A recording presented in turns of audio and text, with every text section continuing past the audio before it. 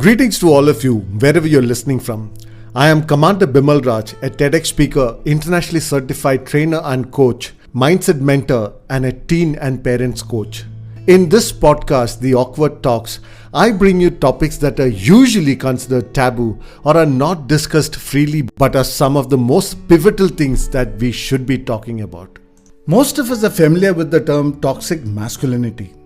I was quite curious to know if there was an equivalent of this for women. And I was very surprised to know that just like toxic masculinity, there's a lot of buzz around the term toxic femininity as well. Now, it's not clear who first coined toxic femininity. Different internet sources suggest that the term first entered mainstream around 2018 when social psychologist Devon Price wrote a Medium post about it. See, we are familiar with toxic masculinity, which basically talks about expectations from society and people towards traditional so-called manly behavior. And these so-called manly characteristics become toxic when it goes into aggressive behaviors, not willing to take help from others in the name of self-reliance, or being emotionally unavailable, among many others. Now let us look at toxic femininity. I initially thought that this would mean how women might use the so-called feminine qualities to manipulate men. Well, it actually means something else. Toxic femininity describes how and why many women suffer due to the so-called societal expectations of how women are supposed to behave.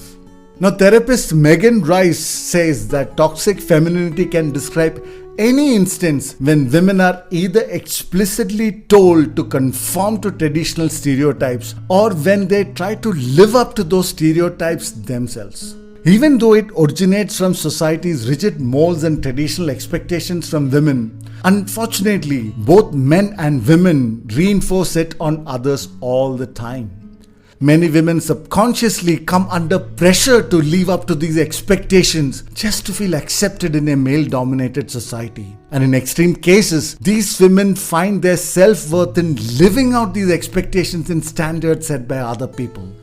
Now, what are the traits of toxic femininity? Now, similar to toxic masculinity, there are several traits for toxic femininity as well.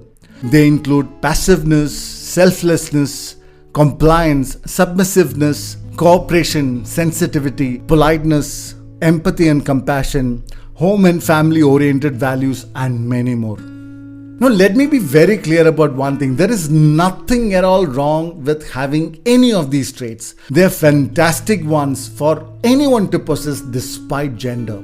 They only become toxic when you feel forced to express them or you exaggerate them while suppressing your own needs.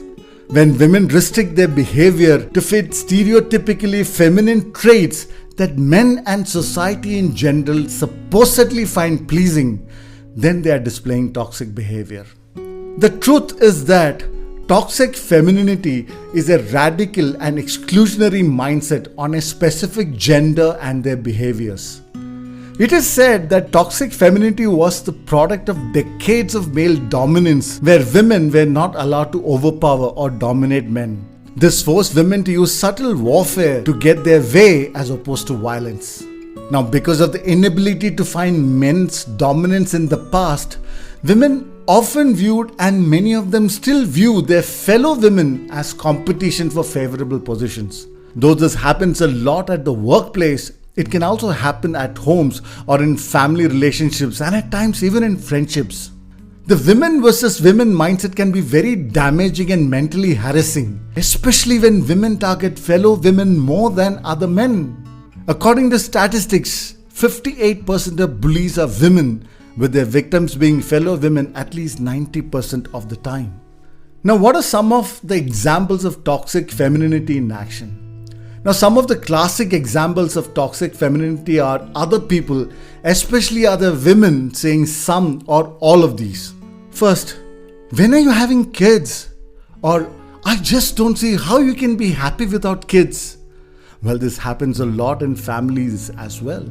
Next, women judging other women for using different type of menstrual products. For example, women who use tampons often look down on women who prefer to use pads. Next, this extends even to LGBTQAI+ community. I recently learnt about gold star lesbians.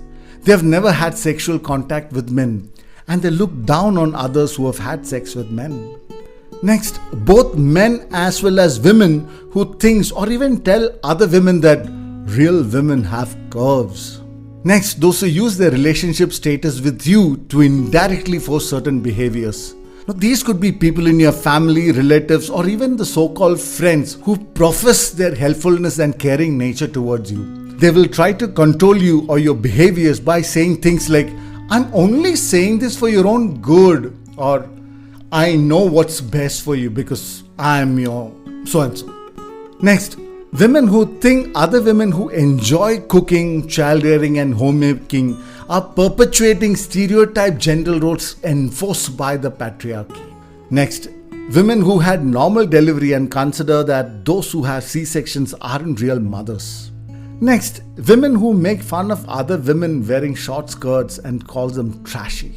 There are many more that can be added to this. You know better. Now, what is the impact of toxic femininity? It can affect physical health by promoting unrealistic beauty standards that may play a part in body dysmorphia and eating disorders. Now, it can also cause unrealistic expectation when it comes to nurturing romantic partners and children and keeping up with housework. It can cause severe burnout due to the physical and emotional investment a woman makes to make people around them happy. This can cause a lot of stress that can lead to serious health conditions like ulcers, cancer, stroke, and even heart disease.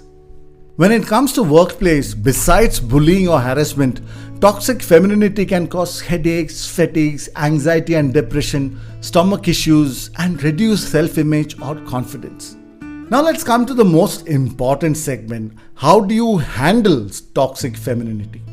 Now, once you have a clearer understanding of toxic femininity, you may find yourself noticing it in your everyday life.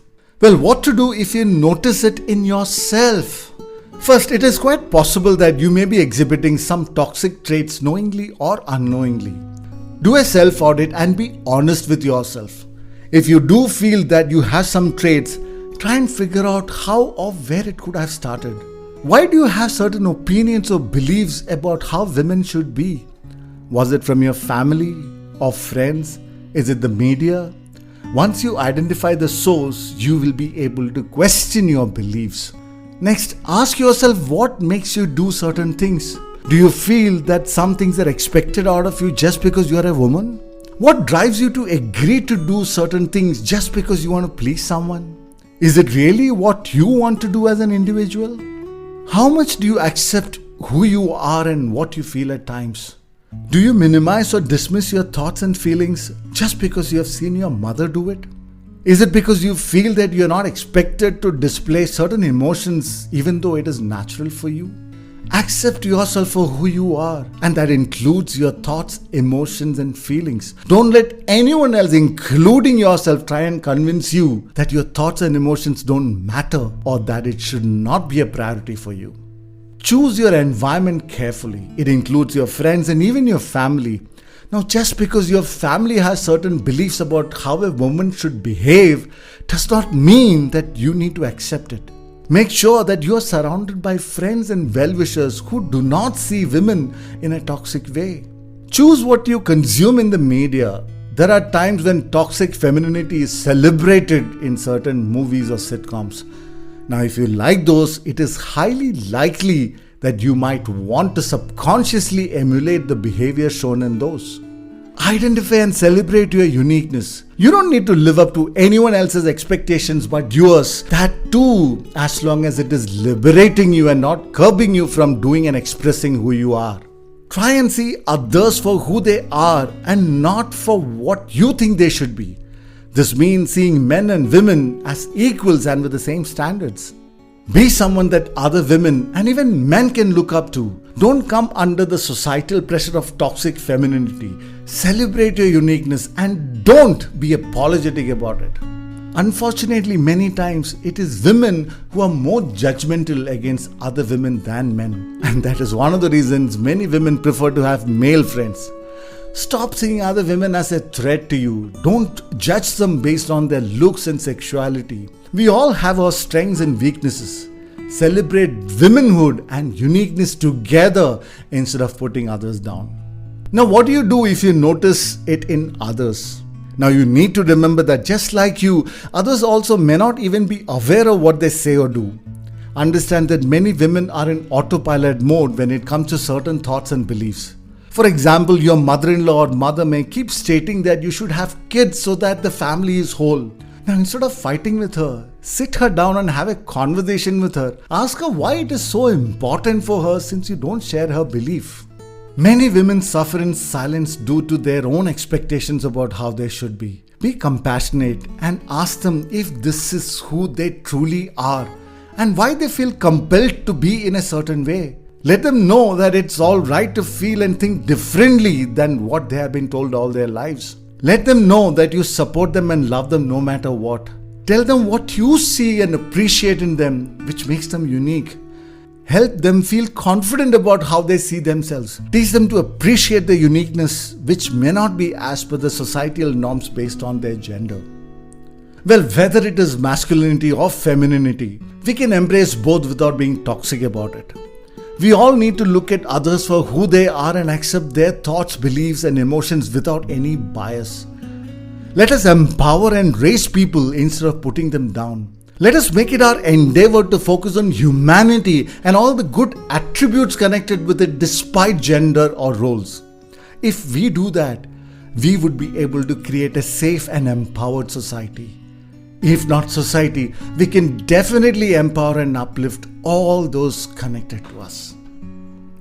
If you like this podcast, do rate it. Share the podcast with others so that we can spread awareness even to those who are unaware of their actions. Please don't forget to click the follow button so that you don't miss any of our episodes. This is Commander Bimal Raj and I will be back with another awkward talk soon.